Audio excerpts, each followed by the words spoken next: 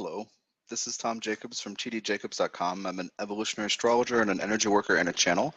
And at tdjacobs.com, you will find a bunch of different services and astrology audio and classes and energetically programmed crystals, as well as consultations.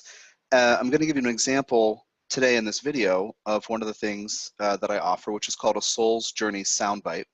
And it's a 20-minute overview of your entire soul's journey. So it's about your soul's journey, but it's a soundbite. And I cover the major themes of your life through the lens of 4 different kinds of experience related to karmic symbols in the chart. The first one is Pluto, talks about the multi-life empowerment journey, what your soul sets out for you to figure out how to become strong and confident and empowered. And then the south node of the moon, and that is the kinds of conditioning environments your soul plops you down into, including family and many lives, and the karma you have with them and that you're working on separately and together. The South Node ruler by sign is the 3rd step, and that's about your role in many lives, how you show up unique. In most people's charts, it's not the same as the South Node symbolism. What special skills and talents you have. I'm sorry, I'm noticing this thing's on a pillow, and when I'm breathing and talking, it's bouncing. So there you go. So let's continue. That might be fun. We'll just have to put up with it. Okay, hold on, we'll do that. You'll just have to deal with it like you're on a boat, or like I'm on a boat.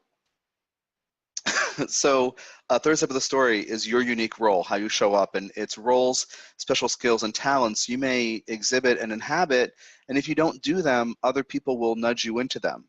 You know, like giving off karmic vapors, I'm really good at this, or I really like it. Or even I'm really good at this, but I hate it, but I'm good at it. You can count on me, I'm good at it. And then the 4th step of the story, the north node of the moon, what your family couldn't teach you in a bunch of lives that you need to learn to come out of the conditioning and the safety zone and the habits and preferences of the south node, which you've done over and over again, and grow in the opposite direction and integrate another way of being. So in that 20-minute reading, I do these 4 steps. So at my site at tdjacobs.com, you're going to see places under consultations, you're going to see how to order your own Soul's Journey Soundbite. Email me after you order it, your birth data, the full birth data, meaning if you have the birth time, send it. The other thing, though, is I'm currently teaching people how to read charts in this way. Not that you all have to cram a whole life story into 20 minutes once you learn this from me, but I'm teaching people the rationale behind this channeled vision of astrology and soul and how to combine them, and taking students through the practice of learning how to tell these stories in an efficient way. The idea is that once you've gone through the 4 steps of the karmic story, you understand all of the major themes of a person's life, all of the hardest things, and the things that follow them around and seem impossible to resolve because of karma. Karma seems impossible to change. Then the other parts of the chart are tools of personality to work with those issues. But in every human's unconscious exists the records and memories of many lifetimes. So this 4-step process that I'm teaching of karmic analysis, that is the basis of the Soul's Journey Soundbite, and also that I'm teaching in the Evolutionary Astrology Basics classes, you know, that will help you see what a person is really experiencing. Okay, so I hope you enjoy this video. I did go to the trouble of, you're going to see the chart, and then I put up little circles and lines and little labels. Like in this part of the thing, you'll see like step 1, Pluto, to spell it out for you, to what I'm talking about in the video as I go. So I hope you like this. And again, go to tdjacobs.com. You can get your own Soul's Journey Soundbites. And then you can also sign up for the next Evolutionary Astrology Basics class, which begins at the end of July 30th, 2017. All right, so be in touch and take care. So your Pluto is in very late Leo in the 2nd house. Now, Leo is about creative self-expression. It's about having an opinion, and it's about being bold and showing who you are, performing the experience of being you. Because of this performative aspect, a lot of people who live Leo stories are some kind of a creative type or artist. And so it's a way of expressing personally, having a personal opinion, personal thumbprint or imprint, and offering it to others. So basically, one of the things about you is that you become empowered through self-expression, and yet you can also take things very, very personally when you perhaps shouldn't. This is in the second house, the house of self-esteem, values, and resources and skills. Resources and skills and values all lead up to what self-esteem you have, and self-esteem actually informs what kind of, for example, money you make. This is a journey of learning how to value yourself. Now, because you've been living on Earth, this has been tied up in money, probably in quite a number of lives in major ways. And in this life, perhaps you have some, a difficult relationship with money and becoming empowered through, do you get to have what you want and what you need in order to make the life that's important to you? If this resonates with you, this would be a carryover from the karmic past, other lives of feeling disempowered when it comes to skills, resources, values, and ultimately self-worth. So the high side of this, give you a picture of the wonderful positive side of this, is that you know that when you need to take care of something, you have the self-confidence to do it. You have faith in yourself, in your unique creative abilities, your unique resourcefulness, and that you can always make it through. Now, that part of you actually exists, even if parts of you do have some issues with resources or self-worth. But the bottom line is that one in the second house, where your Pluto is, must decide that he or she deserves to be loved, to love the self, to have what you need, to create it, to survive. Ultimately, Pluto in the second is about knowing, having the faith in your deepest self that you will survive no matter what. Now, this Pluto is retrograde, which means that from the Earth's perspective, when you were born, it seems to have been going backwards. What this does is it makes the energy within you work a little differently. When Pluto is retrograde, because it has so much to do with what the soul is trying to get done in so many lives, it means that whatever was done either in ways that don't work or made you feel empty at the end or disempowered, or there's burnout. And so for you, if you have any conception of what self-reliance should look like, if that is an opinion you've always had, please understand this is a carryover from another life, and it might actually leave you feeling deflated. If, for example, people with a signature believe that money is self-worth, they may be very, very wealthy but feel empty inside. There could be an amassing of resources, but it's not meaningful because it's not really about self-worth. So whatever it is that your relationship with your self-worth is and your self-esteem, it's been shaped over many, many lives by trying to figure out the right way to value yourself. Now, in some lives, if you don't have any money, you might feel terrible about yourself. You might actually not survive. You might in some life not have enough food to eat. This would teach the soul about survival issues and valuing yourself. But, from the soul's perspective, you're a portion of the divine consciousness. You're wonderful at all times, no matter what you choose, no matter what you experience. You are divine love. And when you're embodied, you're divine love incarnate. Now, in other life, but the emotional imprint of difficulty you would carry later, the fear of survival, the fear that you're not going to make it, that kind of thing. In another life where you have a lot of money, you might feel very solid, but again, not really have self-worth. So I want you to, whatever your financial situation is, whatever your deal with resources is, I want you to really, or I'm inviting you to really look deeply at the issue of self-worth, and if that for you, if positive self-worth has been tied to any material thing, you might be somebody who has to have a cupboard that's stocked at all times with canned goods, something like this, and that would be shaped by a fear of lack in the past. And I would really encourage you to do whatever you can to heal this, if that resonates with you. I don't want to make too many assumptions here. Now, we're going to talk about two aspects with your Pluto. One of them is it's opposing Mars and Pisces in the eighth, and then it's also actually Mars, Eros together. Uh, it's about creative passion. Mars is about will and sexuality and self-assertion and defense, and also being truthful at times, and also instinct. And Eros is creative passion. So these two things oppose you from Pisces in the eighth.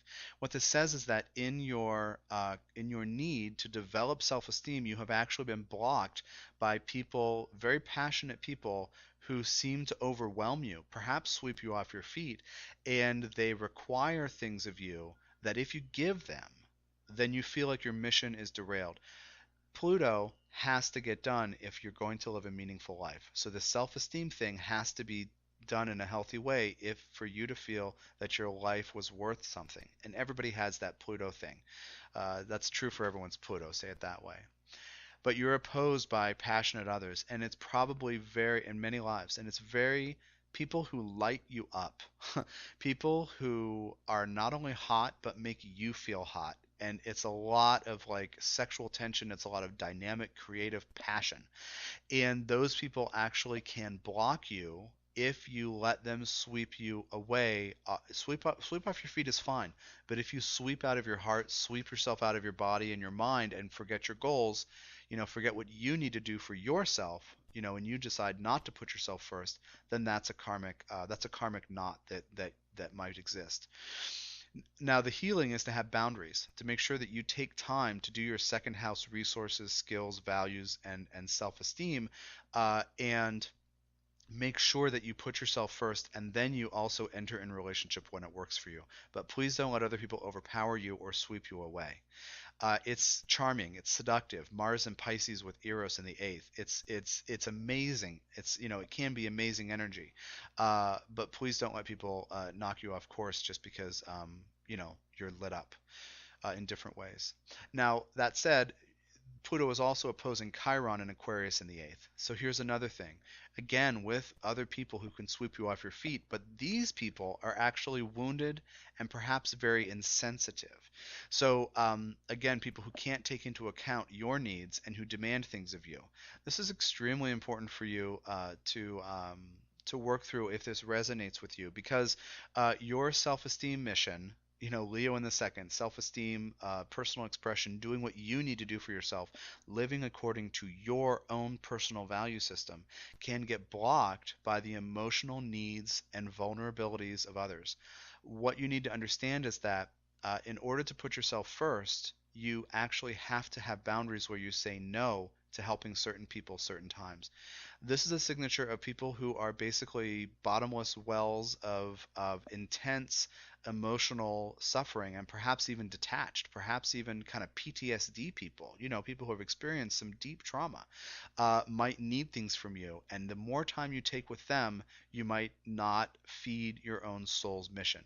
So please put yourself first and understand that other people actually are faces of the divine just as you are, and other people create their suffering just as you create everything in your life as a soul in order to learn about what it's like to be human.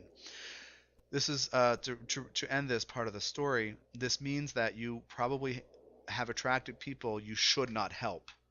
It doesn't mean you should never help people, but there are definitely people where you're going to have to draw a line and have some boundaries in order to really take care of yourself. So that is the first part of the story with Pluto. Now we move on to the second part, which is about the south node of the moon. And this represents a karmic conditioning in many lives, and in some ways it will represent the family that you're born into. But more specifically, your perception of your family is probably what's more accurate.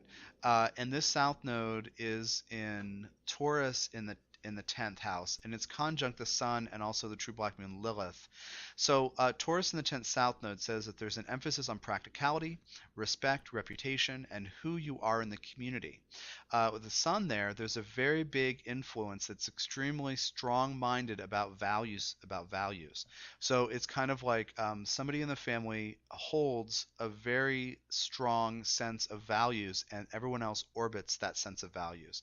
It doesn't matter what it is. It could be politics, it could be religion or belief about something, or just attitudes, attitudes that get handed down through families. But somebody in your family is a strong anchor for this.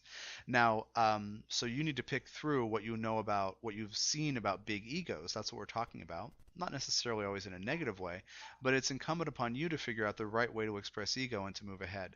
Now, Lilith is about instinct, and so it's important for you to really live according to what your body says, to eat according to what your body says, to pick relationships according to how your body advises you. Extremely important for you. Um, Now I'll talk about the North Node and the two bodies that are conjunct it next to it in the fourth step of the story.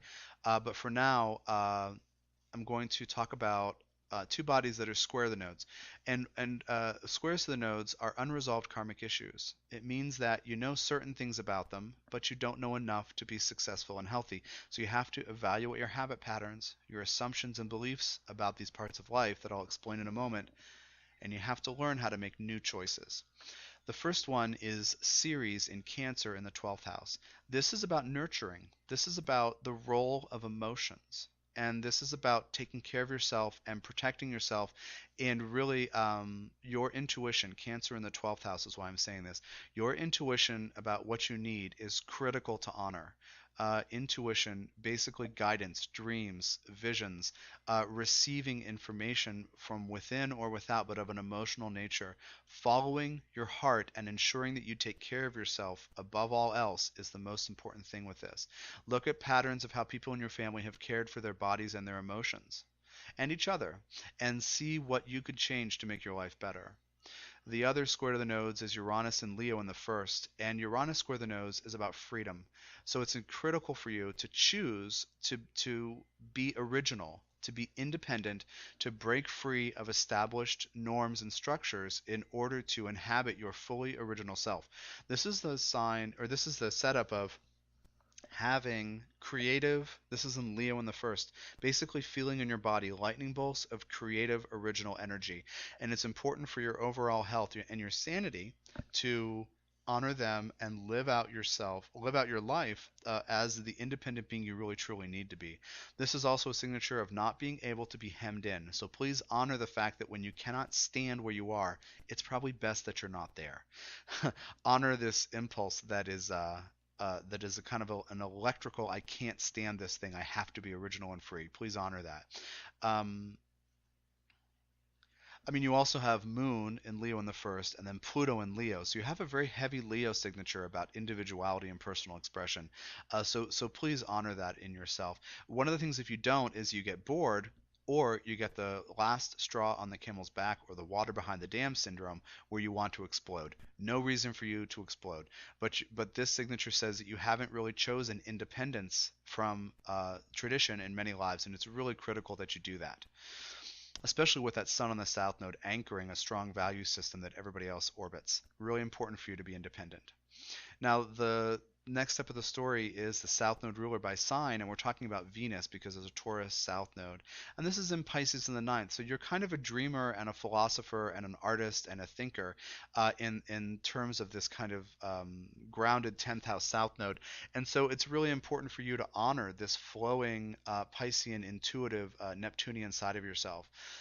Your Venus is square Saturn and the asteroid Lucifer, which is about the voice of doubt. It's not about evil or the devil. Please surrender the Christian mythology about Lucifer and understand it's the voice of doubt. And then Saturn is about authority figures. So in many lives, what you want to do with your life is actually you're pressed into doing things you don't want to do by people who are much stronger and older and have more power and control. And so it's important for you to become a Saturnian figure for the right reasons. And this is in the sixth in Sagittarius. So finding in your heart what service you have to offer and how you can see the difference between choosing humility versus uh, being humiliated. This is a big part of this. So you can take this back. The last step of the story is the north node of the moon, and that is in Scorpio in the fourth house. And this is conjunct Neptune and Jupiter. Now, Scorpio in the fourth house north node says that it's critical for you to dig deep and ask hard questions about who you truly are. You have to go down into your psychic basement and root through all the old boxes there and look at all the old photo albums and understand who you truly are underneath everything that's external. Neptune there says that this is how you can connect to greater reality, finding the divine within yourself. Meditation is probably fabulous for you, but as long as it really serves your need to know the truth and be honest. And then the Jupiter and Libra on the north node indicates that you have to also, and these are both retrograde, Jupiter and Neptune. So you have to essentially reinvent the capacity to have faith in yourself, given what you find beyond or underneath all the externals. I hope this has been useful for you. My name is Tom Jacobs. I'm on the web at tdjacobs.com. Take care. All the externals. I hope this has been useful for you. My name is Tom Jacobs. I'm on the web at tdjacobs.com. Take care.